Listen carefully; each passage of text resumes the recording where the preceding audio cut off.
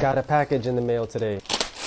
It is the MunchKin Rick and Morty set. This Rick and Morty set comes with a total of 168 cards, just like the Marvel set, which also comes with 168 cards. So maybe that's the ratio of a full MunchKin set. I don't know. I like how it's mature content, which is perfect because, you know, we wouldn't want it any other way. Let's open it up. I've just realized that this box came beat up. Wow, it is what it is.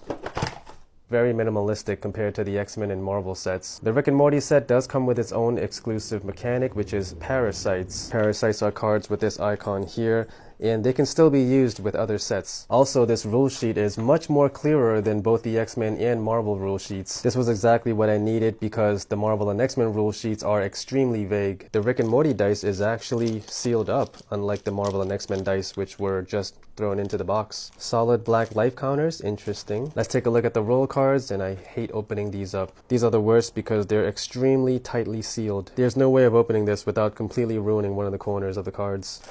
So the Marvel and X-Men roll cards have the same exact characters that are both male and female with identical effects. Let's see what Rick and Morty has. Rick Sanchez on one side.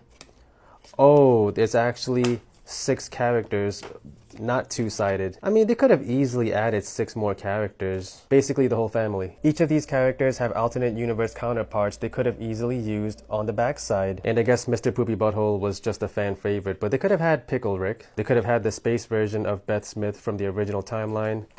Nothing crazy in there.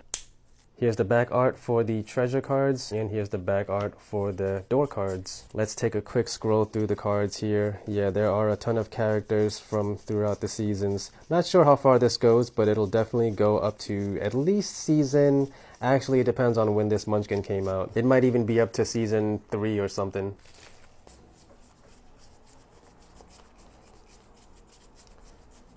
Yeah, some of these cards are really funny too. When Evil Morty enters combat, you cannot laugh until you defeat him or run away. If you laugh, you automatically suffer the bad stuff. Codependency is a bitch. What's the point of that sentence? Look at this one. Once per combat, you may make up a rhyme for a one-shot item to double its bonus. That's wacky. The strongest monster in this game is the entire Galactic Federation. That was an intense episode. Second strongest are both Evil Rick and Evil Morty. Interesting. Someone asked if MunchKin sets can be combined. Yes, they totally can be combined, and they also tell you within all the rule sheets as well. For example, the Rick and Morty rule guide says right here, you can combine other MunchKin sets. You can make a big MunchKin game if you want to combine like 50 sets together. However, the Marvel and X-Men sets go perfectly well together compared to any other sets because they have the same card layout and everything. The Marvel and X-Men sets use the affiliation mechanic. That mechanic still exists in Rick and Morty, but it's called the class mechanic. You can have one class at a time. So for example, you can be a high schooler or you can be part of the X Factor team. You can't be both though because they're the same exact mechanic, so the rules both apply to both of these cards. Just replace the affiliation and class keyword with one another, vice versa. You can't be part of 2 classes at once, just like how you can't be part of 2 affiliations at once, unless you have the team up card, which allows you to do so. That also means that if you have the team up card in play and you're already part of the X Factor team,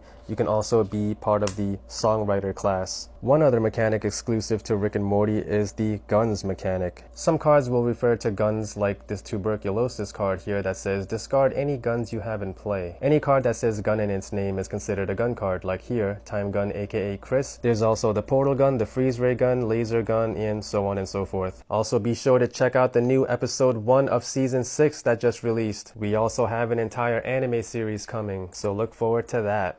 Since you asked so nicely, sure. Let's talk about Throw Throw Burrito, the dodgeball card game from Exploding Kittens. Setup for the game is super simple. Just deal each player about 15 cards and they'll have a hand of 5 from it. You'll be trying to make 3 of a kind, like 3 Licky Chickies or 3 Meow Cows. With a max hand size of 5, you'll have to discard cards on top of the deck to the person to your left, while the person on your right is doing the same to you. Once you do manage to get 3 of a kind, just place them down in front of you and keep on playing. While 3 of a kind and animal cards is worth a point, if you manage to get 3 of a kind of the burrito cards, that's 2 points, and we'll start a burrito battle. That'll involve taking these little guys and just pelting your friends with them. When you do get 3 of a kind, call it out so the table knows and the battle can start. The brawl will have the people on your left and right immediately start fighting. The war is everyone at the table except you, and a burrito duel is you pick 2 people and they have to duke it out. Regardless of the type of battle, the first person to get hit with a burrito gets a burrito bruise, and the round is over once the last bruise is out. Total up points, and whoever has the most gets the Fear Me badge. And those are the basics of Throw Throw Burrito.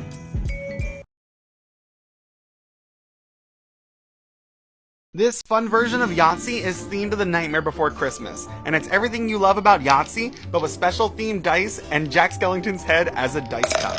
To start your turn, you'll throw them in, give them a good shake, and a nice roll. Keeping scores is made very simple, and every box comes with a ton of scoring pads and a pencil. And when you're done, all of the components can be stored right there in the dice cup for fun and portable spooky gaming. So what do you think of Nightmare Before Christmas Yahtzee? Would you play it? Plopping Shart. Shopping cart. Yeah!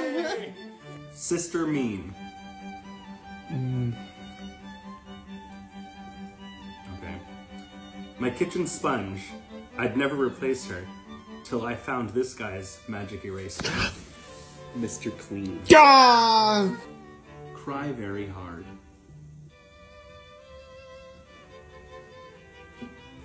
Want to check out the latest tome? You'll need this to take it home. Cry very hard? Oh! Library card! Ah! Sick pup yuck.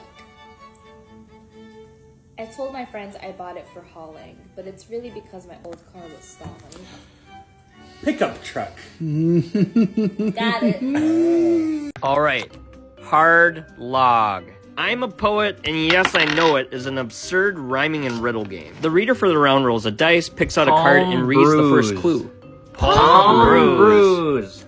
On screen, he was Ethan Hunt, and yes, he really did do that stunt. Now at any time, if you want to guess the answer to the riddle, grab Willie Shake. Getting it wrong will give the card to the reader. But if you guess it correct, you get a card, and the first to complete their Willie Shake's portrait will win. The best thing about Azul Master Chocolatier is if you flip over the factory tiles, it's a whole new variant of play. During each new round, shuffle all 9 displays and lay them down at random, blue side up. Randomly flip over the displays equal to the number of players, revealing the gold side. If you have 3 players, you'll flip 3.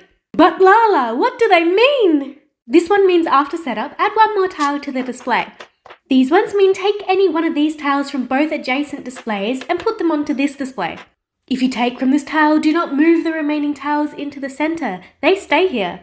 If you take tiles from this display, move all remaining tiles to the adjacent displays, keeping tiles of the same color together.